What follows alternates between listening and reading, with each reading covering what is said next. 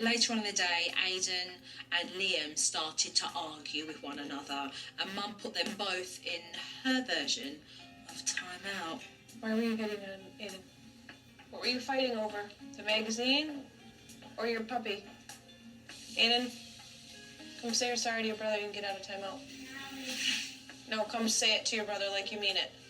For a time out, there was an awful lot of talking going on. I'm more curious as to how Mum came across this version of my technique. Was that something you were taught or you read or? I think it's almost something I kind of self-taught. Are you confident with it? No. You're not? It doesn't seem to work. It doesn't phase him. And Dad wasn't kidding, because Mum's version of time out didn't bother Aidan in the slightest. Oh, I told you could get out of timeout. Why are you still over here? It's not a joke. I want us to. Why? Because you like it? Yeah. Clearly, discipline is something that I need to work on with both these parents. I hadn't seen Paige, the oldest daughter, for quite a bit, so I went upstairs to check on her. Hello? Door's locked. Paige let me in, but she told me the reason for the high security. You have to have a key to physically lock your room because the boys go in. And then there's nothing that I always have to clean up. Why not just tell the boys? Stay out of my room, please. I do, but they don't listen. How does that make you feel then? It makes me feel mad because I always have to clean up after them. Kids shouldn't have to lock their doors under any circumstances. I'm going to have to work on this. Hot stuff, guys, don't touch it. Later on in the evening, I watched Mum serve dinner. 5-year-old Aidan wasn't prepared to sit down and eat the food that was before him. The parents feel held to ransom because they know that their son needs to eat in order to control his diabetes. Try this, buddy, right here. It's a little baby broccoli. Just try it. That one piece. You want some butter on your potatoes? No? At the same time, Aidan's using that against them. You want to stay here the rest of the night? No. Well, then start eating. Yeah. You're not getting anything later. No, you're not. I'm telling you right now.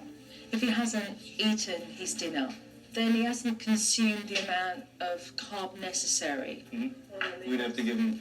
Make him something that he'll eat. Right. So what he's saying, that statement, is a fact. He could get food later. I don't think it's any coincidence that this little boy's sitting at the head of the table, do you? Aidan's got far too much say in this house. His parents need to learn how to manage his diabetes and at the same time not give him all the control, because at the end of the day, his health is at stake. I've had a good day just being able to watch the children.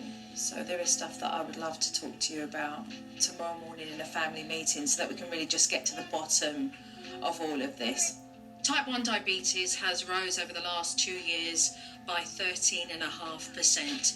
And I know that it's been very, very difficult for the McGrath family, but that doesn't mean I'm going to hold back on letting them know what's necessary. I really hope that Joe can help us. I know what to expect. I'm ready for it. And I know I'm ready for it because I want to make this better.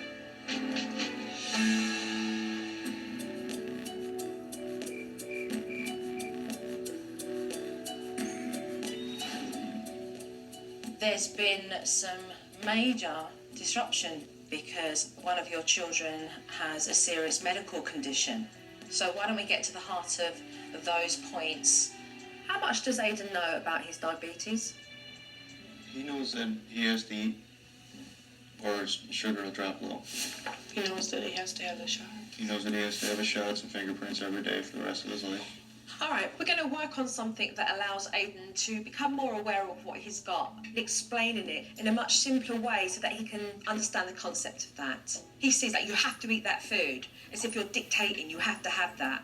I think it would be a wonderful idea if what we saw was more incentive, almost a reward system in place, so that food for him didn't become something that he wanted to control.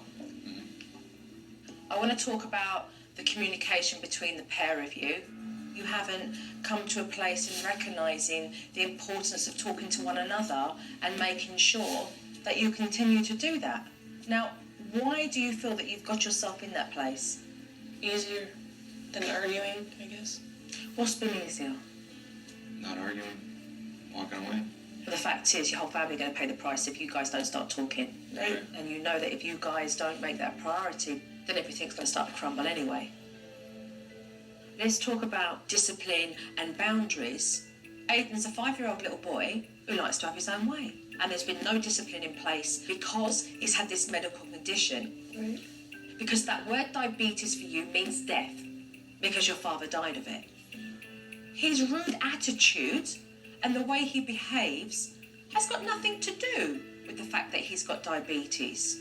But he needs to realise that you guys have got the upper hand and show him that you have that authority, that you are the disciplinarian, that he's to do as he's told, full stop. The discipline that you are doing is not working. It's very true. It has no weight, it's got no clout, it means nothing, it's empty. So we're going to learn how to do discipline properly. So are we ready? Are we truly ready to just start changing things now? Because I think it's certainly been long enough. Absolutely. Diving head first. Yeah. All right. Good. So let's just jump into the deep end and go for it. Thank you. All right. Coming up on Supernanny, Aiden won't stomach Joe's new rules. Just swallow it. And later, can Joe teach Mom to follow through with discipline? It's time out. No. When Supernanny returns, you know how much